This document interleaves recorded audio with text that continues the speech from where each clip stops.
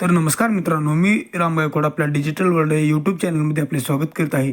तर आजच्या या व्हिडिओमध्ये आपण पाहणार आहोत की लाडकी बहीण योजनेअंतर्गत ज्या महिलांचे फॉर्म रिजेक्ट झालेले आहेत त्यांचा फॉर्म रिसबमिट कशा प्रकारे करायचा आहे.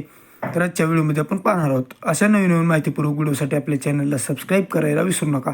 ही माहिती जास्तीत जास्त महिलांपर्यंत शेअर करा. तर इथे आपल्याला लाडकी बहीण योजनेची वेबसाईट ओपन करून घ्यायची आहे व इथे आपल्याला मोबाईल नंबर व पासवर्ड टाकायचा आहे व पासवर्ड टाकून झाल्यानंतर खाली आपल्याला दिलेला कॅप्चा दिसेल, तो कॅप्चा इथे टाकायचा आहे व लॉग इनवरती क्लिक करायचं आहे. लॉग इनवरती क्लिक केल्यानंतर आपल्याला अशा प्रकारे इंटरफेस पाहायला मिळेल. तर इथे आपण पाहू शकता आपल्याला केलेले अर्ज हा ऑप्शन पाहायला मिळेल. केलेले अर्जवरती क्लिक करायचं आहे. केलेले अर्जवरती क्लिक केल्यानंतर आपल्याला अशा प्रकारे इंटरफेस पाहायला मिळेल. इथे आपण पाहू शकता आपल्याला रिसबमिट हा ऑप्शन पाहायला मिळेल. ज्यांचा फॉर्म रिजेक्ट झालेला आहे त्यांच्या पुढे रिसबमिट हा ऑप्शन पाहायला मिळेल. रिसबमिटच्या पुढे एक पेन्सिलचा आयकॉन दिसेल. पेन्सिलच्या आयकॉनवरती क्लिक करायचं आहे. पेन्सिलच्या आयकॉनवरती क्लिक केल्यानंतर आपल्याला अशा प्रकारे इंटरफेस पाहायला मिळेल. तर इथे आपण पाहू शकता आपल्याला अशा प्रकारे इंटरफेस पाहायला मिळेल. इथे आपल्याला ज्या महिलेचा फॉर्म हा रिजेक्ट झालेला आहे त्यांचा आपल्याला आधार क्रमांक इथे टाकून घ्यायचा आहे. इथे आपण पाहू शकता आधार क्रमांक इथे टाकायचा आहे व खाली दिलेला जो कॅप्चा आहे, जसा कॅप्चा दिलेला आहे तसा कॅप्चा इथे टाकायचा आहे व व्हॅलिडेट आधार याच्यावरती क्लिक करायचं आहे. सर्व माहिती भरून व्हॅलिडेट आधारवरती क्लिक करायचं आहे. व्हॅलिडेट आधारवरती क्लिक केल्यानंतर आपल्याला ज्या बहिणीचा फॉर्म हा रिजेक्ट झालेला आहे त्यांचे इथे आपल्याला पूर्णपणे फॉर्म एडिट करण्याचा ऑप्शन पाहायला मिळेल. तर ते आपण पाहू शकता आपल्याला सर्व माहिती एडिट करता येईल. जर त्यांचे नाव चुकले असेल तर नाव पूर्णपणे जसे आधारवरती नाव आहे तसे नाव टाकून घ्यायचे आहे व त्यांच्या पतीचे नाव किंवा वडिलांचे नाव इथे आपण टाकू शकता.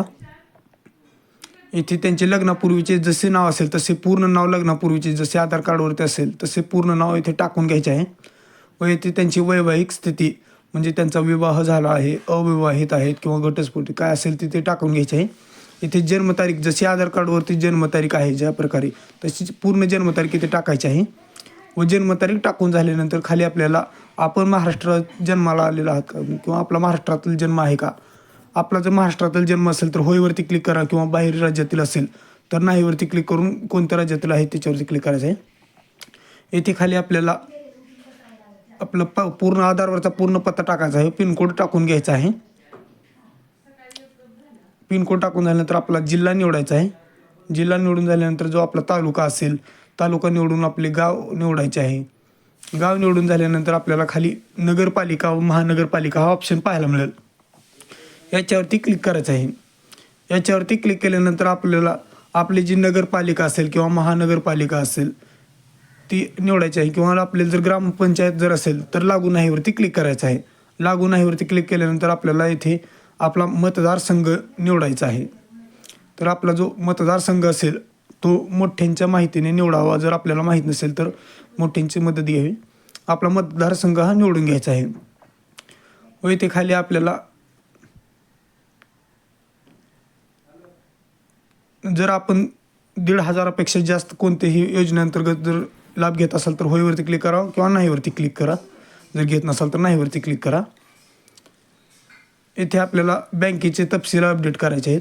ज्या बँकेचे आपले नाव आहे ते पूर्णपणे नाव जर इंग्लिशमध्ये टाकायचे आहे. बँक खातेधारकाचे नाव टाकून बँक पासबुक व अकाउंट जो असेल तशा प्रकारे पूर्णपणे टाकून घ्यायचा आहे.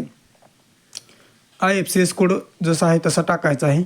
आपले बँक खात्याशी आधार लिंक आहे का नाही असेल तर होयवरती क्लिक करा किंवा नसेल तर नाहीवरती क्लिक करून आपले आधार कार्ड बँकेशी लिंक करून घ्यावे. तर ही सर्व माहिती आपल्याला पूर्णपणे योग्यरित्या भरायची आहे व इथे खाली आपल्याला आधार कार्डाची समोरील बाजू व आधार कार्डाची मागील बाजू योग्यरित्या अपलोड करायची आहे. इथे आपल्याला अधिवास प्रमाणपत्र किंवा जन्म प्रमाणपत्र किंवा उत्पन्न दाखला कोणताही अपलोड करू शकता. इथे आपल्याला होयवरती क्लिक करायचं व इथे आपलं रेशन कार्डाचा जो महागडेल व पुढील बाजू असेल ते अपलोड करायचे आहे. येथे आपल्याला हमीपत्र अपलोड करायचे आहे. ते बँक पासबुक आपले योग्यरित्या अपलोड करायचं आहे. ज्या महिलेचा आपण फॉर्म भरत आहोत त्यांचं फोटो अपलोड करायचा आहे. हमीपत्रावरती क्लिक करून माहिती साठवा याच्यावरती योग्यरित्या क्लिक करायचं आहे.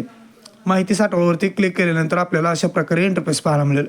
इथे आपल्याला सर्व माहिती योग्यरित्या चेक करून घ्यायची आहे. इथे आपण जे कागदपत्रे अपलोड केलेले आहेत ते सर्व कागदपत्रे एकदा चेक करायचे आहेत व आपल्याला खाली दिलेला कॅप्चा इथे भरायचा आहे. सर्व माहिती योग्यरित्या चेक करून झाल्यानंतर, योग्य आहे का ती चेक करून झाल्यानंतर कॅप्चा इथे टाकायचा आहे व सबमिट हा ऑप्शन पाहायला मिळेल. सबमिट या ऑप्शनवरती क्लिक करायचं आहे. सबमिट या ऑप्शनवरती क्लिक केल्यानंतर आपला फॉर्म सबमिट होऊन जाईल. तर इथे आपण पाहू शकता अशा प्रकारे इंटरफेस पाहायला मिळेल. येथे केलेल्या अर्जवरती क्लिक करायचं आहे आपला फॉर्म पाहण्यासाठी.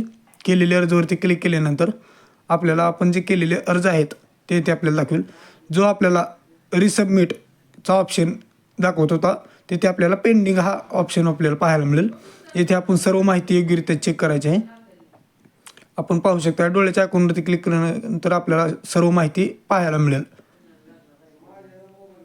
तर अशा प्रकारे आपण रिसबमिट फॉर्म करू शकता. तर अशाच नवीन माहितीपूर्वक व्हिडिओसाठी आपल्या चॅनलला सबस्क्राईब करायला विसरू नका. ही माहिती जास्तीत जास्त महिलांपर्यंत शेअर करा. व्हिडिओला लाईक करा. धन्यवाद.